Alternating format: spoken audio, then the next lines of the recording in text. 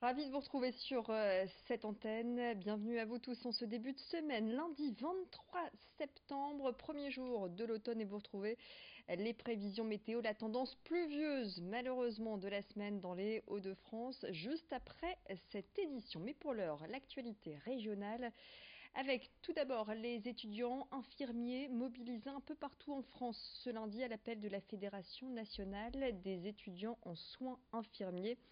À Lille, ils se sont rassemblés devant le Conseil régional des Hauts-de-France. Ils protestent contre des frais complémentaires qu'ils jugent illégaux. Des frais réclamés par les IFSI, les instituts de formation en soins infirmiers, et justifiés par des services numériques ou administratifs. Ils s'ajoutent aux frais d'inscription et de CVEC, la contribution de vie étudiante et de campus. La Fédération nationale des étudiants en soins infirmiers estime que ces frais complémentaires doivent être pris en charge par le Conseil régional qui attribue chaque année une enveloppe budgétaire aux instituts de formation en soins infirmiers.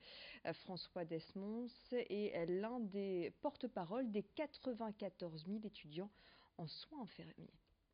Il faut savoir qu'un étudiant en troisième année fournit énormément de travail. Parfois, il a même tout un service à charge et est payé que 50 euros par semaine. 50 euros par semaine, ça fait du 10 euros par jour pour 7 heures de travail. C'est le conseil régional qui a charge la formation. C'est-à-dire qu'il donne une enveloppe au centre hospitalier de rattachement de l'IFSI et ensuite le centre hospitalier donne l'enveloppe à l'IFSI. Sauf que on s'est dit que si les IFSI sont obligés de demander des frais complémentaires aux étudiants, c'est qu'il manque de l'argent quelque part. Donc nous, notre demande, c'est aussi d'augmenter ces enveloppes allouées aux IFSI.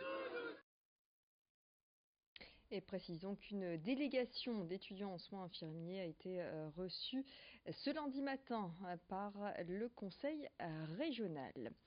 De plus en plus d'agriculteurs se convertissent au bio dans les Hauts-de-France. C'est le constat de l'Observatoire régional de l'agriculture biologique. La région compterait un peu plus de 1000 exploitations entièrement biologiques. Parmi elles, la ferme de Gonzague-Wattel. Il y a 3 ans, cet agriculteur a opté pour la culture bio après 20 ans d'activité conventionnelle dans le secteur de la PVL. Une décision qui est intervenue après un long temps de réflexion et une grande remise en question des méthodes d'exploitation. Un défi technique et surtout un risque financier. En effet, les rendements sont plus faibles en agriculture biologique et les aides de l'État ne sont pas toujours à la hauteur des espérances. Explication. Les aides, il ne faut pas les attendre. Il faut faire son plan financier, son plan de passage en bio sans les aides. Parce que les aides sont très très longues à venir. Moi, j'ai pas touché les aides de 2018. 2017, j'en ai touché 60%. 2016, 60% aussi. J'attends les soldes et l'État, le ministère ne sait pas nous donner d'échéance pour le paiement. Donc ça, faut pas les attendre.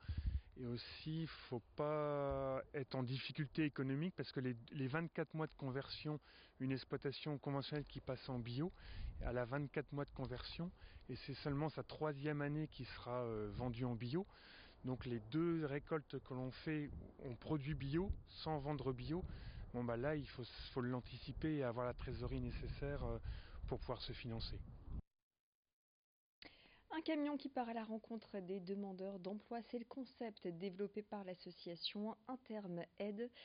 Dans ce camion, 2 salles spécialement aménagées pour recevoir ces demandeurs d'emploi et leur permettre de passer un entretien près de chez eux. Souvent, la problématique de la mobilité est un frein pour rechercher un emploi. Du coup, ce camion vient à la rencontre du public dans les zones prioritaires ou rurales. Ce camion va donc sillonner les routes de la région. Vous retrouverez tous ces déplacements sur la page Facebook du pôle d'insertion Interme Aide. Les explications recueillies ce lundi matin par Vincent Vieillard. Ce qu'a initié Intermed avec ces bus, c'est la notion d'aller vers. Parce que paradoxalement, Intermed, c'est quand même un grand groupe d'insertion, 1300 personnes qui ont pu retourner à l'emploi l'année dernière.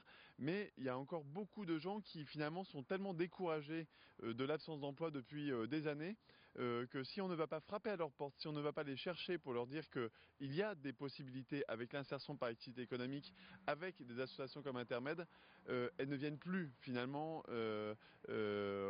chercher les opportunités qu'on leur propose. Alors vers quel type de contrat et de poste les demandeurs d'emploi sont-ils susceptibles d'être dirigés? Sylvie Jusserand est directrice du pôle Intermed. Elle nous en dit plus. Chez nous, ce sont des entrées et sorties permanentes. Pour la plupart, ce sont des CDDI, des CDD d'insertion. Donc pour l'instant, nous avons une dizaine de postes disponibles sur des métiers d'environnement, de bâtiments second œuvre, de maraîchage biologique, de propreté urbaine. Nous avons également des contrats d'usage pour les interventions soit à domicile auprès des particuliers pour les emplois familiaux ou pour remplacer les agents absents dans les mairies, dans les entreprises. Donc ça, on a tout le temps de la place. Et puis bien sûr des contrats d'intérim, donc auprès des entreprises sur les métiers de BTP, d'entretien voirie, etc. Et puis avis aux gourmands, elle fête ses 10 ans, l'opération Tous au Resto est de retour.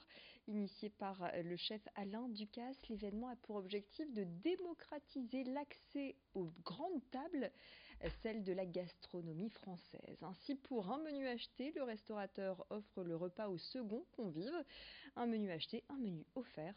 1800 restaurateurs vont jouer le jeu du 30 septembre au 13 octobre. Des restos gastro au bistrot de jeunes chefs. Ouverture des réservations dès ce mardi sur le site tousaurestaurant.com. Ne tardez pas car la demande est chaque année très importante. Précision avec Stanislas Leblanc, interrogé par Florine Curec. Cette année, pour fêter les 10 ans, beaucoup d'animations vont avoir lieu partout en France, sous forme de fêtes, sous forme d'événements. Donc on a un événement à Paris avec la complicité de chefs dans des cooking démonstrations au Frigo de Paris. On a également des événements à Marseille. On a aujourd'hui aussi des animations qui vont être mises en œuvre par l'association Table et Toc de Lille. Tous au restaurant aujourd'hui, c'est 1800 établissements qui vont participer en 2019. Nous comptons 110 étoiles Michelin. 35 tables d'exception et puis une typologie très plurielle de la restauration d'aujourd'hui, donc entre les bistrots de quartier jusqu'aux tables d'exception. Voilà, profitez-en tous au restaurant.com, réservation à partir de ce 24 septembre. Restez avec nous, l'info continue avec votre édition locale dans le prochain quart d'heure et puis tout de suite c'est la météo.